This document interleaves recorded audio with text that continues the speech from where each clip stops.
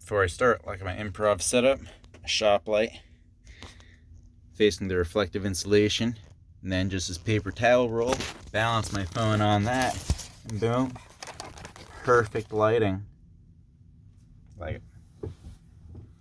Alright, so, I gotta have an ordered way to talk about this whole story, and I'll try to just do it in order of what happened. And it starts with my baptism. When I say baptism, I mean the Protestant one, where it's just when you decide that you actually believe and you think it's time to proclaim your belief is when you get baptized. It's up to you.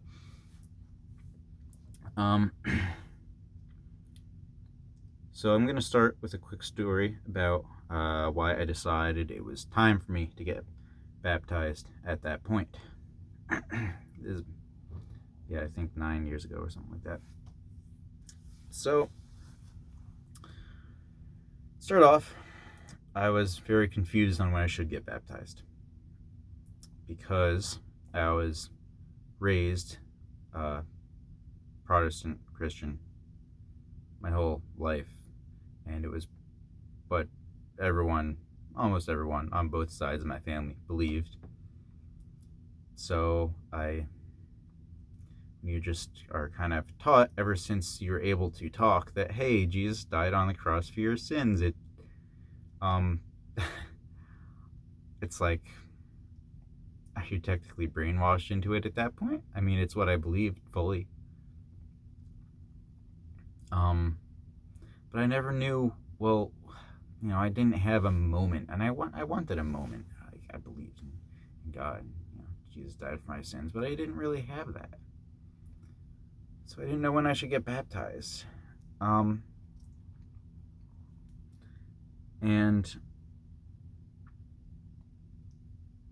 so the events that finally made me come to the conclusion it was time for me to get baptized that first time was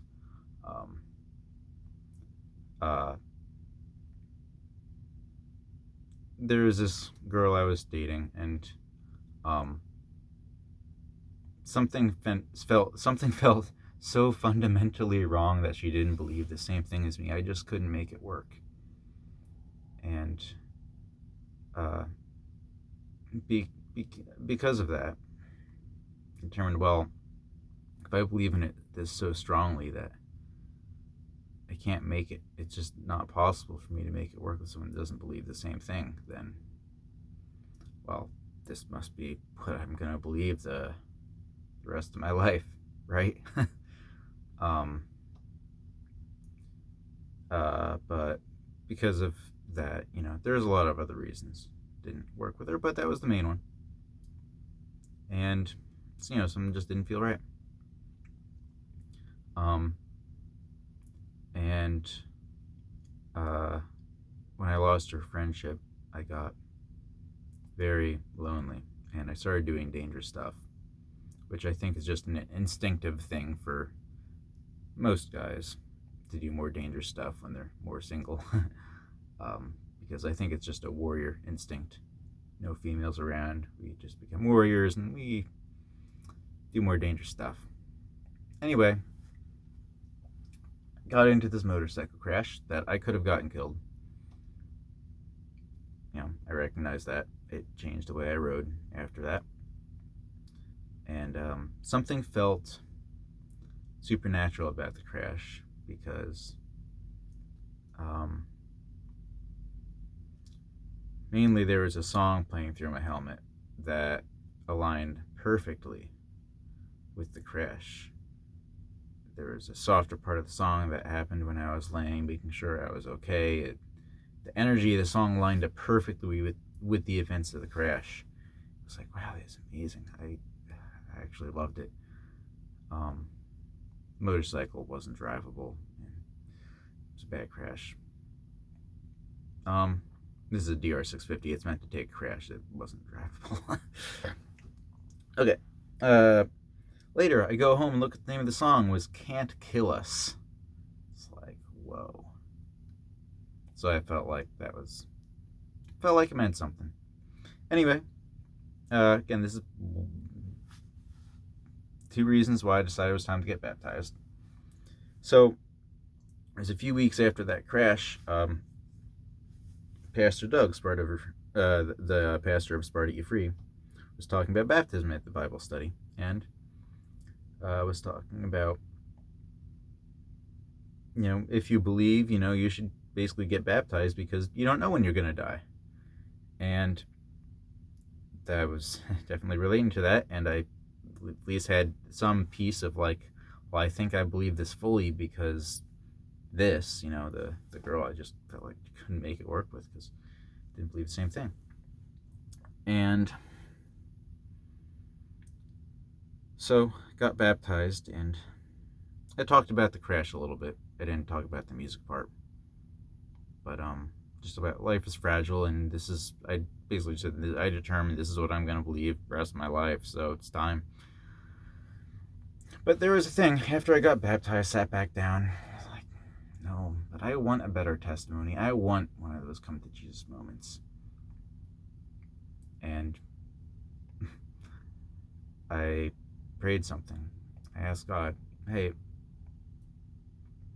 I don't see how this is possible. I mean, I just got baptized, so. But if it's possible, God, could you, give me a come to Jesus moment? Give me a better testimony.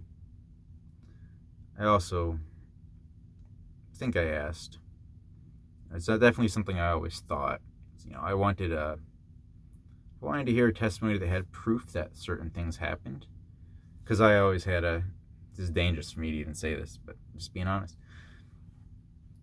I've had a concern that some Christians might make up stories for the sake of trying to save people, because you don't want anyone to go to hell, so, would it be worth lying to try to save someone from going to hell?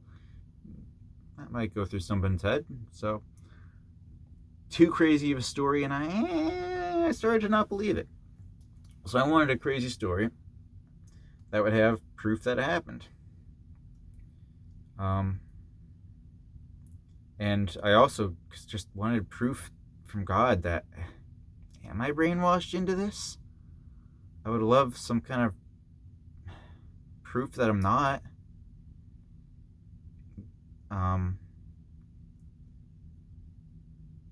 And I even kind of was explaining the dilemma I realized in my prayer. Like, God, I would have to turn away from you. And how would I get a better testimony and still turn away from you? I don't see how this is possible. But do it if you can. And finished that prayer. Then there was a voice. Something told me, it's possible. But it's not going to be easy. It's going to hurt.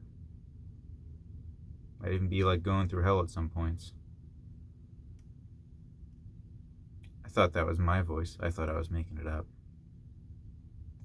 But, so I prayed again. I said, God, I don't care how much this is going to hurt. This is all for you. If you can make this happen, do it. I don't care how hard it is for me. And, yep, that's what's going on right now. I'm getting my better testimony, and I'm getting proof that it happened. And that is how the story starts. I'm going to sleep on this, figure out where to go next with the story. These all parts I can't exactly prove. Actually, I could pull up a video of my testimony at some point. See me talking about that crash. My new testimony is the version 2 of the can't kill us. God knew. All right, just gonna sleep on it till the next part of the story.